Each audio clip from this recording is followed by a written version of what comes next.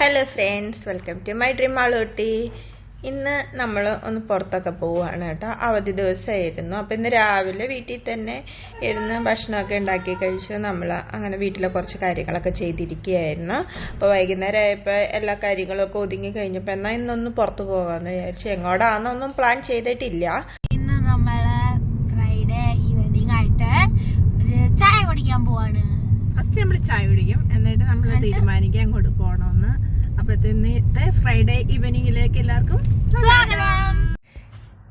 ഇന്നും നമ്മൾ നമ്മുടെ ഫേവറേറ്റ് സ്ഥലമായ TN ബൈറ്റ്സിലേക്ക് തന്നെയാണ് പോകണത്. ഇവിടെ വൈകുന്നേരം ആകുമ്പം നമ്മുടെ നാടൻ കേരളത്തിൽ തന്നെ സ്റ്റൈലിലായിട്ടുള്ള ചായക്കടികളൊക്കെ ഉണ്ടാവും. മലയാളീസാണ്. അപ്പോൾ ഇവിടുന്ന് ചായ കുടിക്കാൻ ആണ് എല്ലാവർക്കും ഇഷ്ടം. വൈകുന്നേരം നിറയെ തിരക്കും ഉണ്ട് കേട്ടോ. കണ്ടോ, ഇത് നാട്ടിലെ പോലത്തെ തന്നെ കടികളാണ്. അനീഷേട്ടനൊരു പപ്സ്, മാളു ഒരു പപ്സ് മീറ്ററുള്ളൂ. മാളുവിന് മീറ്ററുള്ളായിട്ട് ഇഷ്ടം. അപ്പോൾ പപ്സ് കണ്ടോ പപ്സും വേണമെന്ന് തോന്നി. ഞാൻ പക്കോടയും പറഞ്ഞു. പിന്നെ ഞാനും അനീഷേട്ടനും ഒരേ ചായയും പറഞ്ഞു. മാള് ചായ കുടിക്കത്തില്ല, ചിലപ്പോൾ മാത്രമേ കുടിക്കത്തുള്ളൂ കേട്ടോ. അപ്പോൾ ഇന്ന് പറഞ്ഞിട്ടില്ല. അങ്ങനെ നമ്മുടെ ചായ കുടി കഴിഞ്ഞു. അങ്ങനെ ഞങ്ങൾ ചായ കുടി കഴിഞ്ഞ് ഇറങ്ങിയത് ഇത് നമ്മൾ എയർപോർട്ടിൻ്റെ സൈഡിൽ കൂടി ആയിട്ടോ പോകുന്നത്. അപ്പം മിക്കപ്പോഴും നമ്മൾ ഇവിടെ വരുമ്പോൾ ഇതുപോലൊരു ഫ്ലൈറ്റ് ലാൻഡിങ് കാണാറുണ്ട്.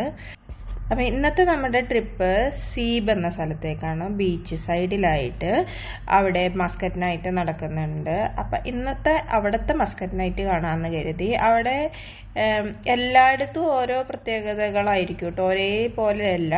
പിന്നെ അവിടെ പോവാമെന്ന് കരുതി. അവിടെ എത്താറായപ്പോൾ ഒരു ഏരിയ നിറച്ചത് നഴ്സറി ആട്ടോ. നല്ല രസമുണ്ടായിരുന്നു. അടുപ്പിച്ച് കുറേ കടകളുണ്ട് കേട്ടോ. അങ്ങനെ നമ്മൾ അവിടെ എത്തി കേട്ടോ. നല്ല തിരക്കുണ്ടെന്ന് തോന്നുന്നു. അവിടെയും പാർക്കിംഗ് ഒക്കെ കിട്ടാൻ ബുദ്ധിമുട്ടാണെന്ന് തോന്നുന്നു.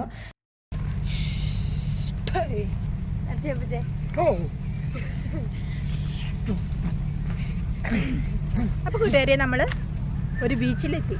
മസ്കറ്റില് സീബല്ലേ, സീബ്.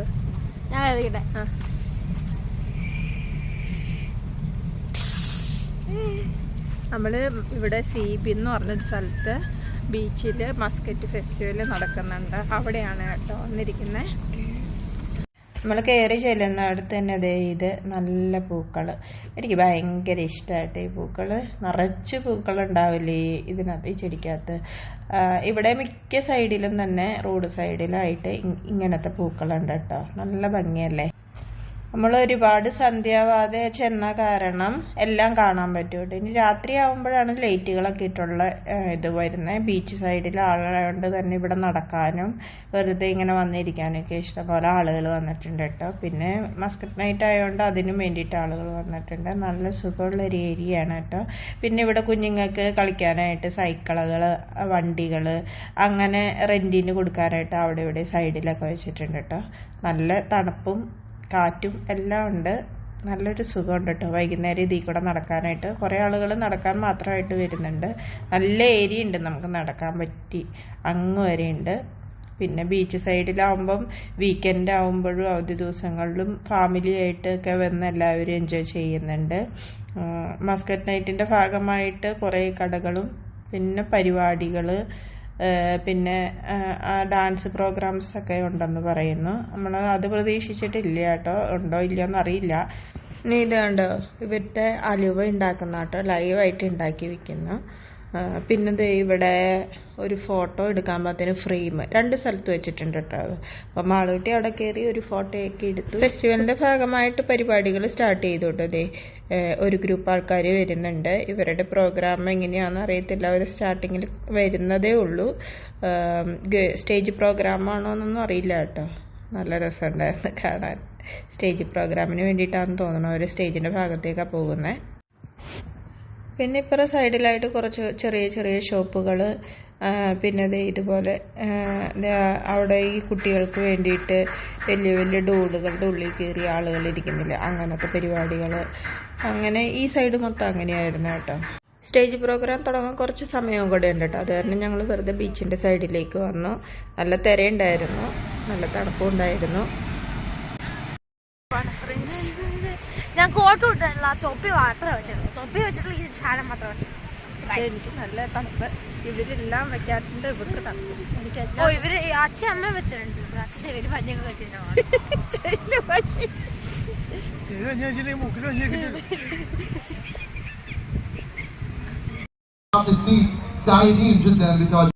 ആദ്യമേ തന്നെ ഇങ്ങനത്തെ പരിപാടിയായിരുന്നു കേട്ടോ സ്റ്റാർട്ട് ചെയ്തു.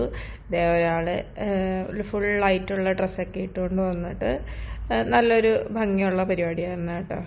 ആ പരിപാടി അങ്ങ് കഴിഞ്ഞപ്പോൾ കുട്ടികളുടെ ഡാൻസ് പരിപാടി തുടങ്ങി കേട്ടോ.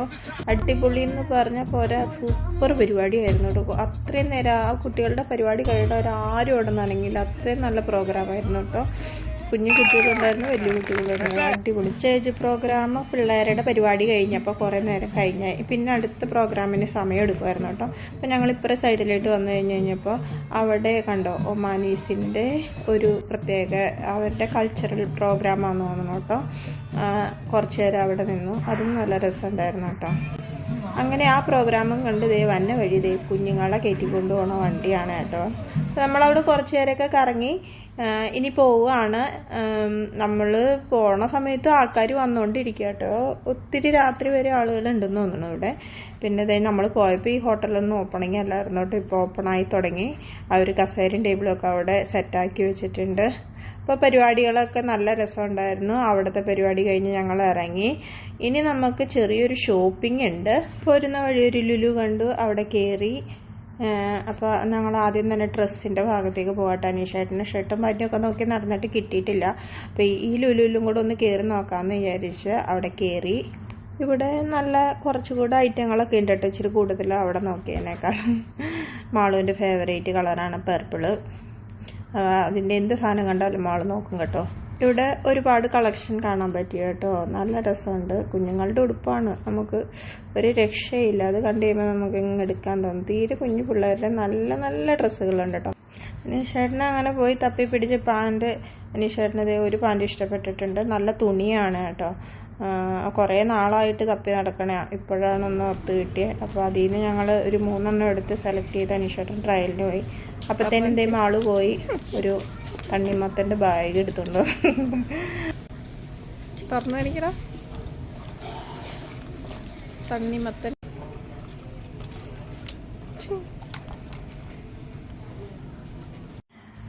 അപ്പോൾ അനീഷേട്ടൻ ട്രയൽ നോക്കുന്ന സമയത്ത് ഞാൻ ഷർട്ടൊക്കെ ഒന്ന് നോക്കിട്ടോ. ഷർട്ട് ഇഷ്ടപ്പെട്ടതൊക്കെ വരുമ്പോൾ ഒന്നുമില്ല സൈസ് റെഡി ആവില്ല, അല്ലെങ്കിൽ സ്ലീവ് ഹാഫായിരിക്കും.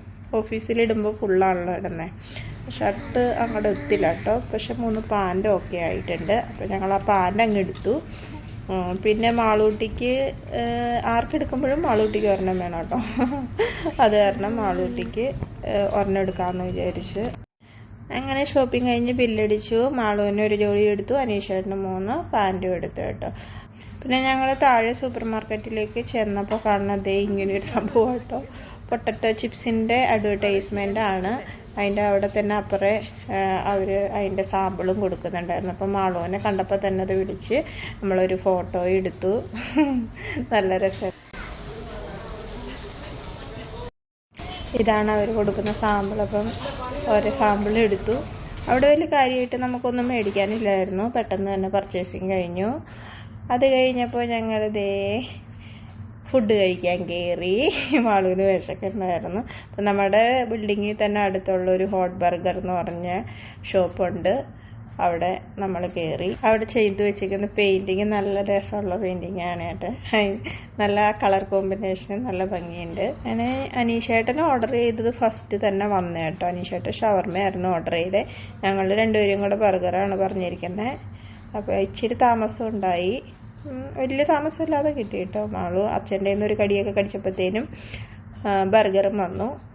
ഈ റെസ്റ്റോറൻറ്റിൻ്റെ മേളിൽ തന്നെ കേട്ടോ മാളു കരോട്ടയ്ക്ക് പോകുന്നതും. അപ്പം ഇതിൻ്റെ മേളിലത്തെ ഫ്ലോറിലാണ് കരോട്ട ക്ലാസ് മാളണമെന്നുള്ളത്. അപ്പോൾ കുറച്ച് ദിവസമായിട്ട് മാളു കരോട്ടയ്ക്ക് പോയിട്ടില്ല. ചുമയൊന്നും നന്നായിട്ട് മാറട്ടെ എന്ന് വിചാരിച്ച് വെയിറ്റ് ചെയ്യാണ്. അടുത്ത മാസം മുതൽ പോകണമെന്ന് വിചാരിച്ചിരിക്കും. അപ്പോൾ ഗായ്സ് നമ്മൾ പർച്ചേസിങ് കഴിഞ്ഞു, കഴിക്കൽ കഴിഞ്ഞു, ഔട്ടിങ്ങും കഴിഞ്ഞു, എല്ലാം കഴിഞ്ഞു. അപ്പൊ ഇന്ന് നമ്മുടെ വീഡിയോ എത്ര ഉള്ളൂ. നിങ്ങൾക്ക് വീഡിയോ ഇഷ്ടപ്പെടുന്നെങ്കിൽ ലൈക്ക് ചെയ്യുക, സബ്സ്ക്രൈബ് ചെയ്യുക, കമന്റ് ചെയ്യുക.